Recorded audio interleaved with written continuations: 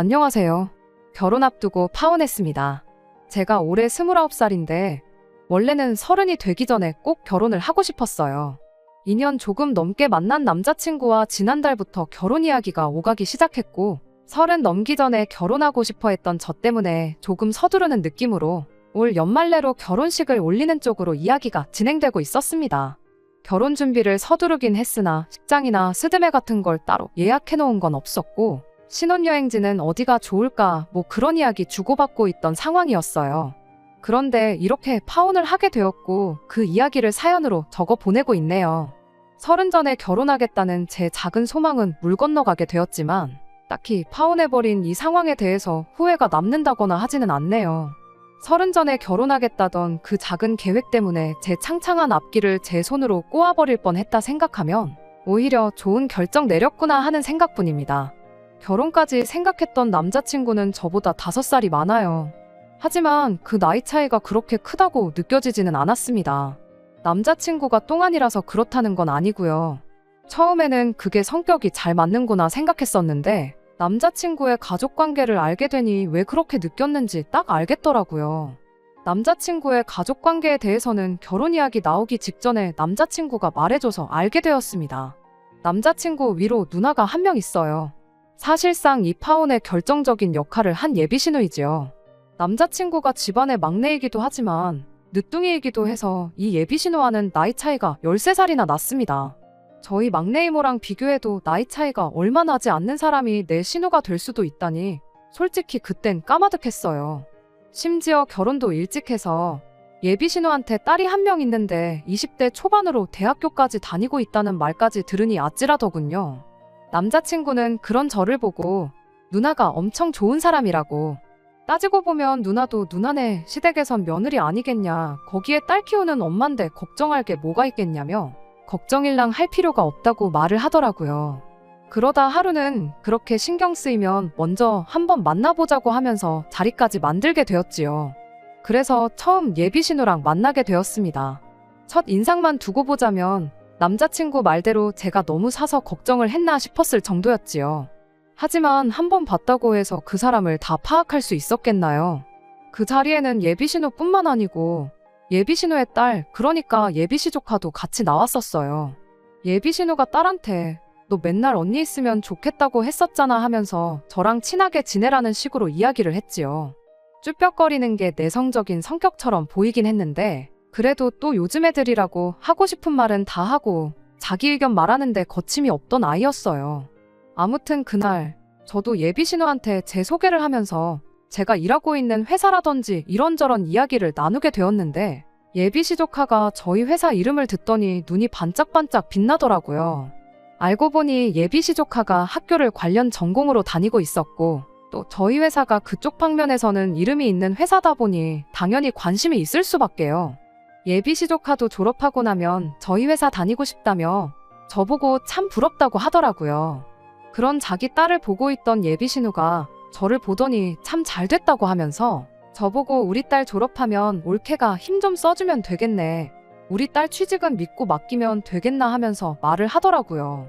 그 전까지는 누구누구씨 하고 확실히 거리를 두고 불렀는데 예비시조카랑 회사 이야기 몇 마디 주고받고 나서는 저를 올케라고 부르기 시작했지요. 제가 저희 회사에 몸담은 지 햇수로 5년 차이긴 하지만 5년 차가 뭐 사장도 아니고 이제 막 대리직급 달고 회사에선 아직도 막내나 다름없는 취급받고 일하고 있거든요. 그런데 제가 뭐라고 감히 누구를 취직시켜주고 그럴 힘이 어디 있겠어요? 당연히 농담이라 생각했고 진지하게 받아들이지는 않았어요. 그렇다고 막상 그 상황에서 안 된다고 정색해버리면 괜히 제가 분위기에 찬물을 끼얹는 게 아닌가 하는 생각도 들었고 해서 둥글둥글 돌려서 제가 도와줄 수 있는 게 있는지 한번 알아보겠다 뭐 그런 식으로 대답하고 말았어요.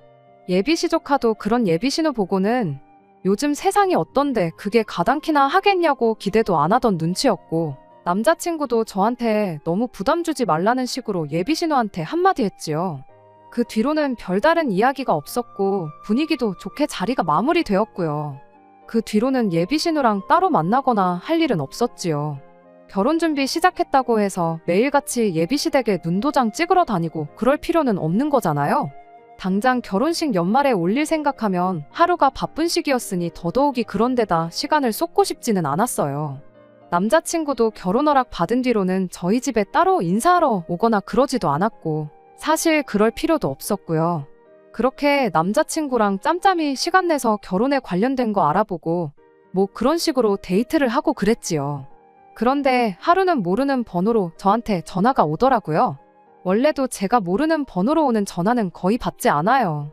일부러 전화를 안 받았는데 같은 번호로 계속 전화가 오는 게 그냥 광고성 전화가 아닐 수도 있겠다 싶어서 결국 전화를 받게 되었습니다. 전화의 주인공은 예비신우였어요. 안 봐도 뭐 남자친구가 제 전화번호를 알려줬겠지요. 어떻게 제 번호를 알았는지는 궁금하지도 않았지만 전화 내용 자체는 참 당황스럽고 어이가 없는 내용이었습니다. 이미 전화 받자마자부터 왜 이렇게 전화를 안 받냐는 식으로 짜증을 내기 시작했거든요. 처음 봤을 때랑은 180도 다른 말투로 계속 저를 다그치더라고요. 그때 알아봐주기로 했던 우리 딸 취직 자리는 어떻게 돼가고 있는 거냐고. 약속을 했으면 가타부타 진행 상황이 어떻게 돼가는지 보고를 해야지. 3주 동안 아무 연락도 없을 수가 있냐며 성질을 내더라고요. 그때 그냥 농담 삼아 지나간 이야기로 알고 있었는데 예비신우는 마치 제가 예비신우를 취직시켜주겠다는 식으로 그걸 진심으로 받아들였었나 보더라고요. 그런 질문을 들으니 솔직히 뭘 어떻게 대답해야 하고 어디서부터 설명을 해야 할지 막막했어요. 좋은 게 좋은 거라고 끝까지 제대로 설명 안 했던 내 잘못도 있겠구나 싶어서 차라리 전화로 오해를 풀어줘야겠다 하는 생각이 들어서 솔직하게 대답을 해줬어요. 제가 인사권이 있는 것도 아닌데 취직시켜주는 건 불가능하다고요. 자칫 제가 괜히 일자리 알아봐준다고 여기저기 까불고 다녀봤자 역효과만 날 거라고 말해줬죠. 그 순간 올케로 바뀌었던 제 호칭은 그 말이 끝나기 무섭게 다시 누구누구씨로 바뀌어버렸어요.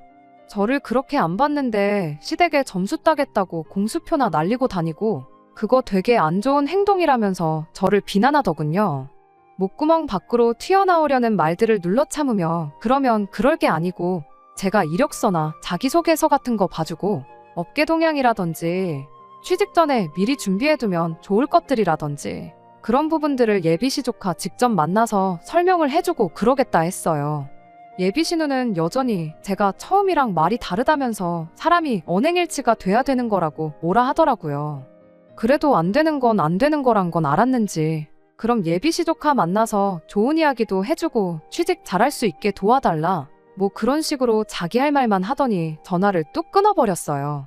좋게 마무리된 것 같기도 했지만 한편으로는 뭔가 영 찜찜한 기분을 지울 수가 없었습니다. 아무튼 그렇게 예비시 조카를 따로 밖에서 만나게 되었지요. 안 그래도 결혼 준비로 바쁜 와중이기도 했고 주말간에는 남자친구랑 이것저것 알아보러 다니기로 이미 약속이 돼 있고 상담 예약도 있어서 따로 시간을 비우기가 애매했어요. 그래서 금요일에 퇴근하고 만나기로 했지요. 일주일 내내 쌓인 피로도 장난이 아니었고 주말도 일정이 꽉 차서 푹 쉬고 싶었는데 그래도 힘든 몸 이끌고 약속 장소로 나갔습니다. 그런데 그날 만난 예비시 조카도 누구를 닮았는지 보통은 아니구나 싶더라고요. 퇴근하고 예비시 눈에 집 근처 카페까지 힘들게 나갔어요. 집 방향도 반대고 솔직히 예비시 조카가 저희 회사 근처로 오는 게 맞다고 생각했지만 애 공부하느라 힘든데 피곤하게 만들지 말라는 예비신우 말에 어쩔 수 없이 제가 그쪽까지 가게 되었지요. 그런데 예비시 조카는 그날 저에게 보여준 모습과는 달리 그닥 취직에는 하나도 관심이 없어 보였습니다. 회사 들어가고 싶은 건 들어가고 싶은 거고 현실적으로 자기 성적으로는 이력서 통과도 안 될 거 알고 있다면서 제가 준비한 이야기들은 들을 생각도 없어 보이더라고요. 엄마가 하도 나가보래서 나온 자리라고 하더니 저보고 언니 하면서 자기는 사실 언니랑 친해지고 싶어서 나온 자리라고 하더라고요. 지루하게 이런 이야기 나누지 말고 저보고 근처에 백화점이 있으니 거기 쇼핑이나 가자고 하는 거예요. 얼떨결에 예비시 조카 따라서 백화점까지 따라가게 되었는데 몸은 피곤해 죽겠는데 이게 뭐 하는 건가 싶더라고요. 그러던 와중에 예비시 조카가 정신이 퍼떡 들게 만들어주더라고요. 구경 다니다가 어디서 한 장에 26만 원이나 하는 티셔츠 한 장을 들고 와서는 저보고 그걸 사달라고 조르기 시작했거든요. 언니 하면서 애교까지 부리면서 말이에요. 아직 제가 뭐 결혼을 해서 이 친구한테 나이차 많이 나지 않는 숙모가 된 것도 아니고 하니 호칭 같은 건 딱히 상관 안 했어요.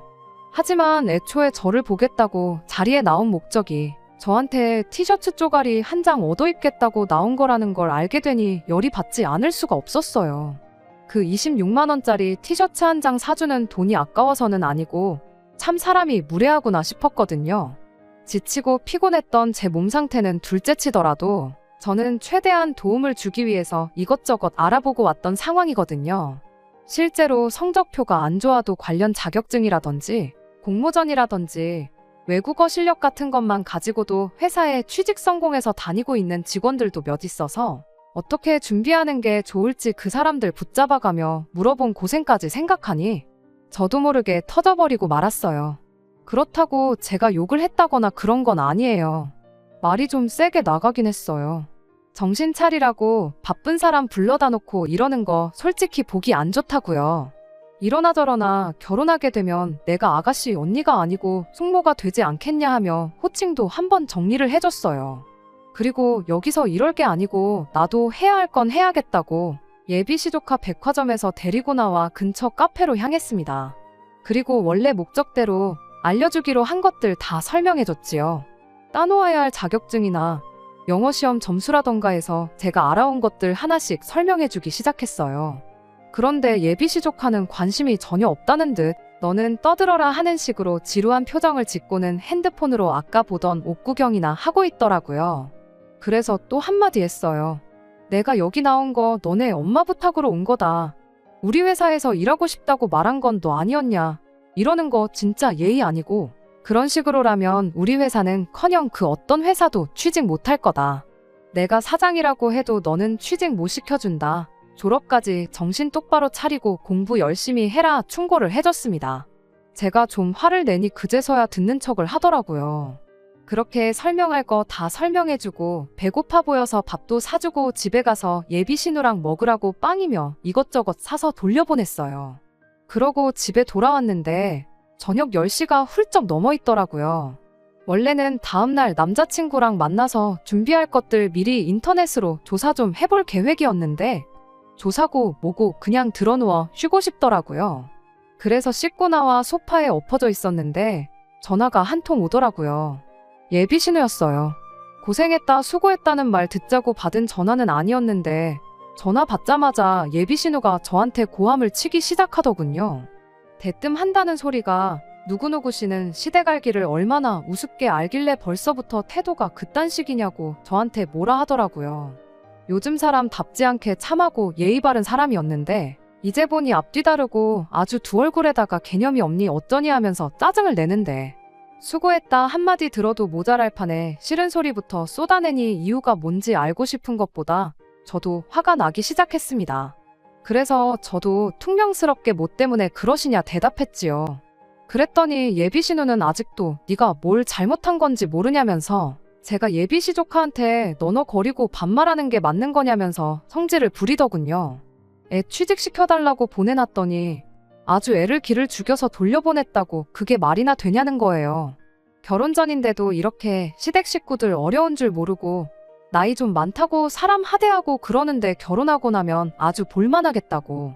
멀쩡히 있는 저희 어머니까지 들먹이면서 너네 집에선 가정교육을 그렇게 하냐며 고래고래 고함을 치더라고요. 그냥 말했어도 충분히 어이없고 열받는 상황에 아무 상관도 없는 저희 어머니까지 걸고 넘어지니 저도 참을 수가 없더라고요. 그래서 형님 많이 흥분하신 것 같은데 다시 한번 무슨 일이 있었는지 따님한테 자초지종 제대로 다시 이야기해보라고 하고 그리고 다시 전화를 주던가 말던가 하셔라 하고 전화 끊어버렸어요.